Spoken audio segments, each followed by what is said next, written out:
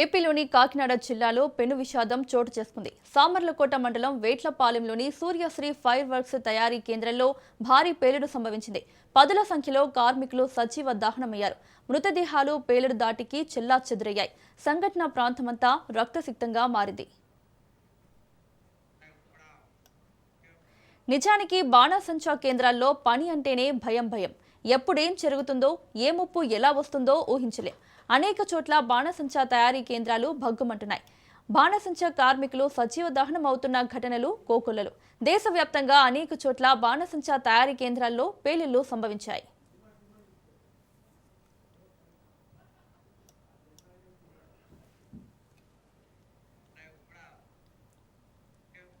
ఆంధ్రప్రదేశ్లోనే 2025 అక్టోబర్లో కోనసీమ జిల్లా రామవరంలో పేలుడు జరిగింది. లక్ష్మీ గణపతి ఫైర్ వర్క్స్ పేలులలో 10 మంది మృతి చెందారు. రాజస్థాన్లోని భివాడీలో 2026 ఫిబ్రవరిలో ఒక అక్రమ బాణసంచా తయారీ కేంద్రంలో జరిగిన పేలుడులో 7 కార్మికులు సజీవ దహనమయ్యారు. చైనా నుంచి అక్రమంగా రసాయనాలను దిగుమతి చేసుకున్నట్లు తేలింది.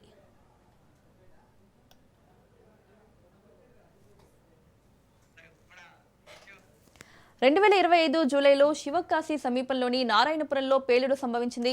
శ్రీ మరియమ్మన్ బాణసంచా ఫ్యాక్టరీలో జరిగిన పేలుడులో 3 కార్మికులు మరణించారు. 2025 ఏప్రిల్లో గుజరాత్ బనస్కాంతలో విషాదం నెలకొంది. అక్రమ బాణసంచా గోడౌన్లో జరిగిన భారీ పేలుడు కారణంగా భవనం కుప్పకూలి 21 మంది మరణించారు.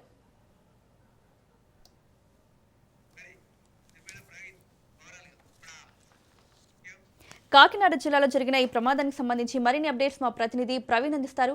ప్రవీణ్, మౌనిక, మొత్తంగా చూసుకుంటే కనుక అగ్ని ప్రమాదాలకు సంబంధించి ముఖ్యంగా ఎండాకాలంలో ఎక్కువగా అగ్ని ప్రమాదాలు జరుగుతున్నాయి అంటూ కూడా నిపుణులు చెప్తూ ఉన్నటువంటి పరిస్థితిని చూస్తున్నాం. ఎందుకంటే మొత్తంగా కూడా పొడి గాలులు ఉంటాయి, గాలిలో తేమ శాతం మొత్తంగా కూడా తగ్గిపోతుంది కాబట్టి ప్రమాదాలు ఎక్కువగా జరుగుతుంటాయంటూ కూడా ఆ నిపుణులు తెలుపుతూ ఉన్నటువంటి పరిస్థితి చూస్తున్నాం. అదేవిధంగా చూసుకుంటే కనుక ఒకవేళ హౌస్ వైరింగ్ కానీ ఒక 10 సంవత్సరాల లోపల హౌస్ వైరింగ్ని రీప్లేస్ చేయకపోయినా ఆ యొక్క పాడైపోయినటువంటి వైర్స్ ఏవైతే ఉంటాయో ఆ యొక్క వైర్ల నుండి కూడా ఆ యొక్క కరెంట్ షార్ట్ వచ్చే అవకాశాలు ఉంటాయంటూ కూడా చెప్తూ ఉన్నారు. అదేవిధంగా ఎండాకాలం సమయం లోపలనే మనము ఎలక్ట్రిక్ వస్తువులు ఏవైతే కూలర్ కానీ ఆ యొక్క ఏసీలు కానీ చాలా వాడుతూ ఉంటాం కాబట్టి అది కూలర్లను కూడా అయితే హై స్పీడ్లో అయితే 6 గంటలు వాడాలంటూ కూడా నిపుణులు చెప్తున్నారు. అదేవిధంగా ఏసీని కూడా సుమారుగా 7 గంటల పాటు హై స్పీడ్లో పెట్టుకుంటే కనుక 25 డిగ్రీస్ పెట్టుకుంటే కనుక అయితే 7 గంటల పాటే నడిపించుకోవాలి. ఒకవేళ 18 ఫారెన్హీట్లో కూడా ఉంటే కనుక దాన్ని మొత్తంగా 6 గంటల పాటు నడిపించుకోవాలంటూ కూడా చెప్తున్నారు. అంటే ఒకవేళ లోడ్ ఎక్కువ అయినా కూడా ఈ యొక్క కరెంట్ షాక్స్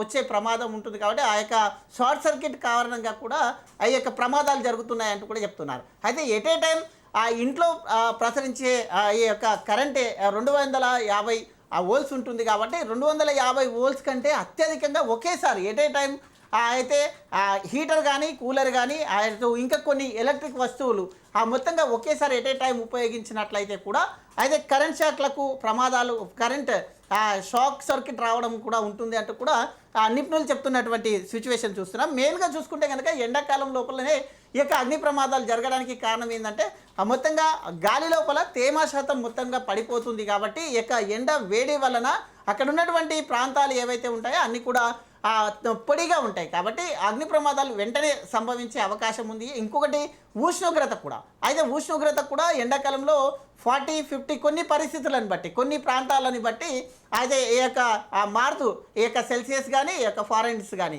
మారుతూ ఉంటాయి కాబట్టి కొన్ని ప్రాంతాలలో 45 to 48 50 వరకు కూడా చేరుకుంటుంది.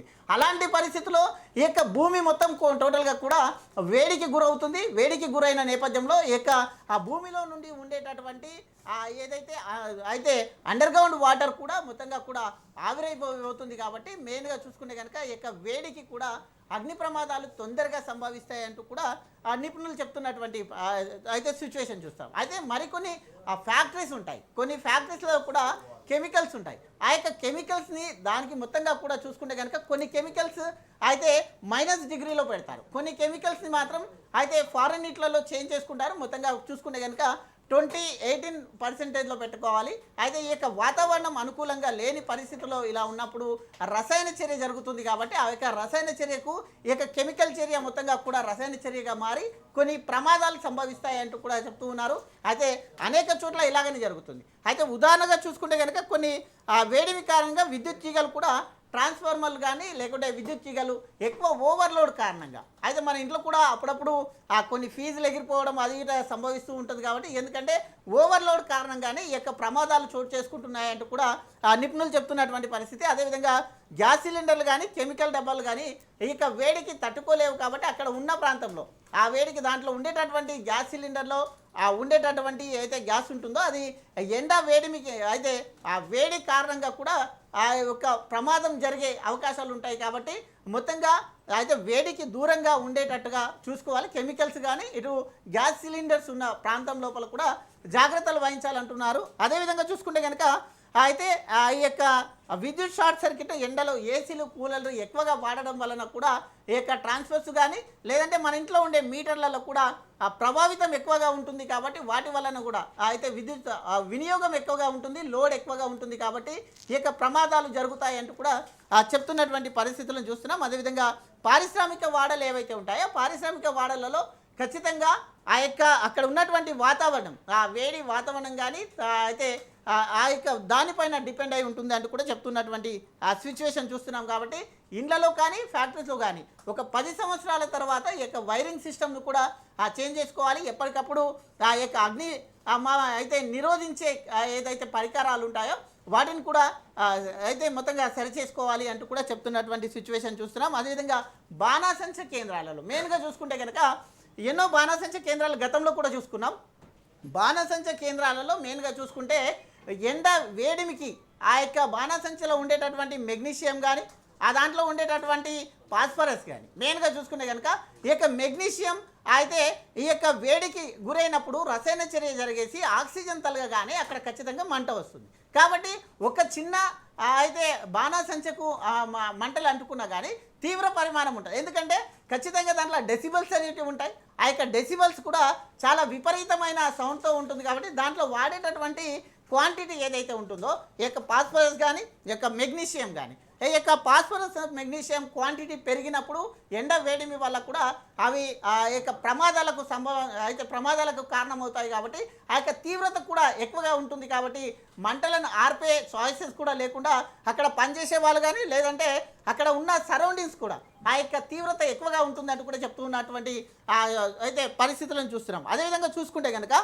ఇక దాంట్లో ఉన్నటువంటి వాళ్ళు గతంలో కూడా చూసుకున్నాం, కొన్ని సంఘటనలు చూసుకున్నాం. ఏదైతే పనిచేసే వాళ్ళు మొత్తంగా కూడా సజీవ దహనమైనటువంటి ఆ సిచ్యువేషన్ చూసాం. అగ్నిమాపక సిబ్బంది కూడా లోపలికి వెళ్ళేంత అయితే సమయం కూడా ఉండకపోకుండా మొత్తంగా కూడా అక్కడ ఉన్నటువంటి పరిసరాలు కూడా దెబ్బతిన్నటువంటి సిచ్యువేషన్ చూసాం. మెయిన్గా చూసుకుంటే కనుక ఎప్పుడైతే అగ్నిమాపక సిబ్బంది కూడా కొన్ని సజెషన్స్ చేస్తున్నారు.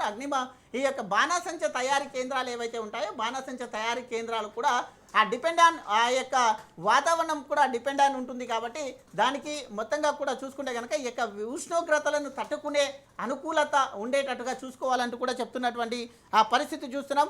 అయితే దేశవ్యాప్తంగా చూసుకుంటే కనుక అనేక చోట్ల బాణాసంచ కేంద్రాల్లో పేలులు సంబంధించిన సంఘటనలు మనం చూసాం. మొత్తంగా చూసుకుంటే కనుక అయితే 2025 అక్టోబర్ చూసుకుంటే కనుక కోనసీమ జిల్లా అయితే రామవరంలో పేలుడు సంభవించింది. ఈ యొక్క పేలుడుకు కారణం కూడా ఆ యొక్క అగ్నిశిలలు మొత్తంగా కూడా అక్కడ చిన్నపాటి ఏదైతే షార్ట్ సర్క్యూట్కు కారణంగానే ఈ యొక్క ప్రమాదం సంభవించింది అంటూ కూడా అయితే మొత్తంగా ప్రాథమిక విచారణ కూడా వచ్చింది. అంటే మొత్తంగా అగ్నిమాపక ఈ యొక్క బాణాసంచ కేంద్రాలలో జాగ్రత్తగా ఇటు అగ్ని ప్రమాదానికి కారణాలైనటువంటి ఏ వస్తువులు కూడా ఉంచకుండా ఉండాలి.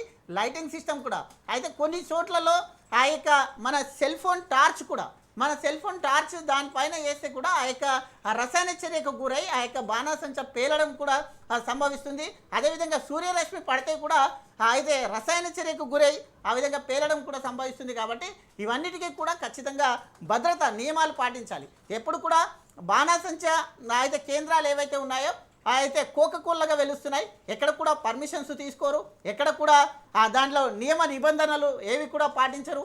అయితే ఒకవేళ ప్రమాదం సంభవిస్తే కనుక ఎలాంటి జాగ్రత్తలు తీసుకోవాలి అనే నియమ నిబంధనలు లేకుండా ఈ విధంగా మనుషులతో చెలగాటం ఆడుతున్నటువంటి వాటిపైన కూడా ఖచ్చితంగా వీళ్ళపైన చర్యలు తీసుకోవాలని కూడా చెప్తూ ఉన్నారు. అదేవిధంగా చూసుకుంటే కనుక ఈ యొక్క 2025 ఏప్రిల్లో అనకాపల్లి జిల్లా కైలాసపట్నంలో కూడా ఓ పేలుడు సంభవించింది. దాంట్లో కూడా అనేక మంది ప్రాణాలను కోల్పోయినటువంటి సిచ్యువేషన్ చూసాం. అదేవిధంగా ఆ యొక్క 2025 ఏప్రిల్ గుజరాత్ లోపల కూడా ఈ యొక్క పేలుడు సంభవించింది. దాంట్లో కూడా అనేక మంది ప్రాణాలు కోల్పోయారు. అంటే మెయిన్గా చూసుకుంటే కనుక ఎక్కడ చూసినా బాణాసంచ కేంద్రంలో మొత్తం ఒకవేళ ఆ యొక్క ప్రమాదాలు జరిగినాయి అంటే కనుక అక్కడ ఉన్నటువంటి పరిస్థితులు కానీ అక్కడ పనిచేసే వాళ్ళు కానీ ఎవరు కూడా బతికే ఛాయిసెస్ అయితే చాలా తక్కువగా ఉంటాయి. ఎందుకంటే ఆ యొక్క వేడిమి వల్ల దాంట్లో ఉండేటటువంటి కెమికల్స్ కూడా మొత్తంగా కూడా శ్వాసకోశాలలోకి వెళ్ళిపోతుంది. కాబట్టి ఆ విధంగా ప్రమాదం స్థాయి తీవ్రంగా ఉంటుంది. ఆ యొక్క పేలుడు సంభావ్యత కూడా అధికంగా ఉంటుంది. కాబట్టి ఎవరు బతికే ఛాయిసెస్ కూడా ఉన్నాయి. కాబట్టి ఖచ్చితంగా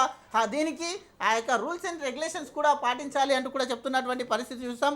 అయితే ఇప్పుడు జరిగినటువంటి వేట్లపాలెం ఏదైతే ఉందో వేట్లపాలెంలో జరిగినటువంటి పేలుడు పైన ఇప్పటికే అయితే గవర్నర్ తీవ్ర దిగ్భ్రాంతిని వ్యక్తం చేశారు. అదేవిధంగా సీఎం దిగ్భ్రాంతిని వ్యక్తం చేశారు. అక్కడ హోంమంత్రి కూడా ఆ సంఘటన స్థలానికి వెళ్ళారు. ఇప్పటికే 35 మందికి పైగా చనిపోయినట్టుగా కూడా తెలుస్తుంది. కాబట్టి ఖచ్చితంగా ఈ యొక్క చర్య ఏ విధంగా జరిగింది, అదే యొక్క పేలుడుకు కారణం ఏమై ఉంటుంది, ఈ యొక్క బాణాసంచ పేలుడు ఏ విధంగా సంభవించింది అనే కోణం లోపల ఇంకా దర్యాప్తు చేస్తున్నారు. ఇంకా ఎంతమంది ఉన్నారు అనేది ఇంకా తెలియాల్సి ఉంది. లోపల ఇంకెవరైనా ఉన్నారా, ఆ యొక్క పేలుడు దాటి ఎంత శబ్దంగా ఉంది అంటే దాంట్లోపల ఉండే డెసిబల్స్ ఈ రోజు జరిగినటువంటి ఆ యొక్క వేట్లపాలెంలో జరిగినటువంటి అయితే పేలుడు దాంట్లో కూడా మొత్తంగా చూసుకుంటూ కనుక అక్కడ ఉన్నటువంటి ఏవైతే బాడీస్ ఉన్నాయో అవి ఎగిరి అయితే పొలాలలో పడ్డాయి. అంటే అంత పేలుడు దాటి ఉన్నట్టుగా తెలుస్తుంది. కాబట్టి ఖచ్చితంగా ఏది ఏమైనా ఇలాంటి సంఘటనలు జరగడం చాలా దురదృష్టకరం. కాబట్టి ఇలాంటి సంఘటనలు జరగకుండా అధికారులు కూడా దీనిపైన చర్యలు తీసుకోవాలంటూ.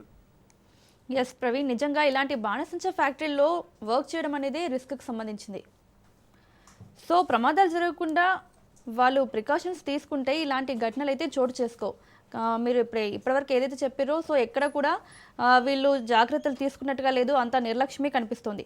సో ఎలాంటి ప్రికాషన్స్ తీసుకుంటే ఇట్లాంటి ఘటనలు జరగకుండా పునరావృతం కాకుండా ఉంటుంది? ఎస్, ఖచ్చితంగా జాగ్రత్తలు ఖచ్చితంగా తీసుకోవాలి. అధికారులు కూడా చెప్తున్నటువంటి సిచ్యువేషన్ ఏవైతే ఇక బాణాసంచ కేంద్రాలు ఉంటాయో వాటిపైన ఎలాంటి పర్మిషన్స్ కూడా ఇచ్చేటప్పుడు కూడా అదే అధికారులు ఖచ్చితంగా అయితే నియమ నిబంధనలు పాటించాలి. విద్యుత్ శాఖ అధికారులు కానీ ఇటు మొత్తం ఫైర్ సిబ్బంది కానీ మొత్తంగా కూడా దీనిపైన కొన్ని జాగ్రత్తలు కానీ దానికి సంబంధించినటువంటి అన్ని పర్మిషన్స్ కూడా ఇచ్చేసి అధికారుల పర్యవేక్షణ కూడా ముఖ్యంగా ఉండాలంటూ కూడా తెలుస్తుంది. Right Praveen, thank you.